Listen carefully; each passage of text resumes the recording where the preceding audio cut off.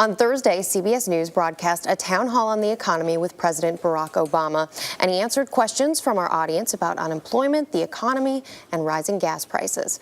During the commercial breaks, though, Mr. Obama shared a few lighter moments with hosts Harry Smith and Erica Hill and the studio audience. Take a look. Everybody knows what's going on, and so that the So president, behave yourselves. so that the president doesn't walk out after we say thank you, Mr. President. We need No rabbit ears behind me or anything. Bob Schieffer isn't here. I was disappointed. You think you were disappointed? Well, they called me and they said, "You want me to do what? I got to go see who?" Harry just wants the soundbite. It was an Actually, excellent question. I don't want just a soundbite. I want a string of soundbites. Right. Now you know what I deal with every day. And how many people have been on one of these TV sets before? Anybody? It's old hat, Karen. Yeah, old hat. Have you ever noticed how cold it is on these things? The real test, though, is if you ever go to New York to watch Letterman. Letterman keeps it at 40. The coldest studio It's ever. freezing. Amazing. Yeah, it's like being in an icebox. How many people are local and how many people are visiting? Local first. Local first. Local? How many local? Photo spray. You look good. Not the audience, the photographers. Yeah. But your chance is coming. Your chance is coming.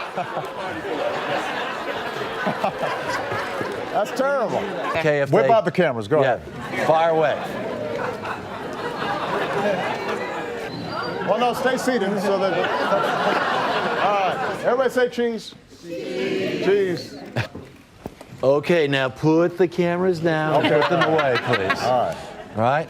Blackberries off, cameras away. Those were final pictures of Tony. And joining us now is CBS News correspondent Harry Smith. Great to have you with us, Harry. Good morning. So you've interviewed the president about a dozen times at this point, right? Do you think it was kind of status quo? I mean, is that basically what you get in the commercial breaks with the president? You know, it's interesting because he's evolved over time. Because I remember covering him, for instance, in Iowa, where there might be, getting ready for caucus time 3 years ago, when there might be a dozen or two people in an audience. He's so comfortable in his role. You see in these clips, this is a man who's he's happy to be in the job that he's in, and he's very comfortable interacting with folks. Yeah, do you think that has anything to do, especially now, with the fact that Osama bin Laden was a big get a couple weeks ago? You know, it certainly doesn't hurt, because there was a question during the town meeting when one of the questioners got up, and before the question about economics, he said, "And Mr. President, thank you for keeping us safe." And there was a spontaneous eruption of applause. And the president, I think it's pretty clear he's riding a pretty good wave right now. Still, the economy continues to be a major issue for voters and on voters' minds. How do you think, in terms of where his approval ratings may go from here, what do you think could happen? I mean, the people in the room, they asked questions, they got their answers. Yeah, but they didn't get jobs, and the unemployment rate doesn't go down, and there isn't this sort of wave of economic growth that we've seen in prior economic downturns, which has been exacerbated this time by a bunch of different factors that didn't exist in prior downturns.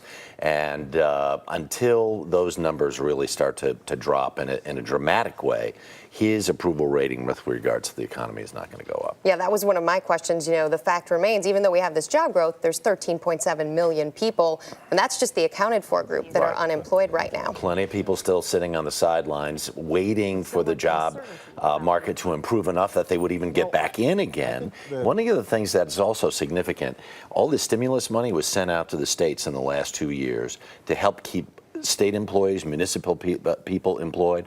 Those people are now being laid off, and that's one of the reasons why the unemployment rates is staying so high. Right, because now we have the second wave. A lot of government employees kept their jobs at the beginning of the crisis, but now you're seeing them as well being laid off. Some jobs. Yeah. What do you think is the biggest takeaway from the whole thing? Well, you know, it's been an interesting week because we got to spend some time with the president at a town meeting, and then yesterday we did an interview with House Speaker John Boehner, Speaker of the House John Boehner, up on the Capitol, which will run on Face the Nation on Sunday. And both of these guys, though, are completely energized. This is what you spend your life preparing for, and you can see in both of them a kind of an energy and a sort of robustness that this is why they came to Washington to get involved in politics, to get in the nitty-gritty of it. And we talked to both of them about deficit reduction and about raising the debt ceiling and everything else. And they're both very animated and ready to ready for battle. How this will turn out is anybody's guess. Right. But they're both seem quite game. Harry Smith, always game to have you here on the show. We appreciate it. And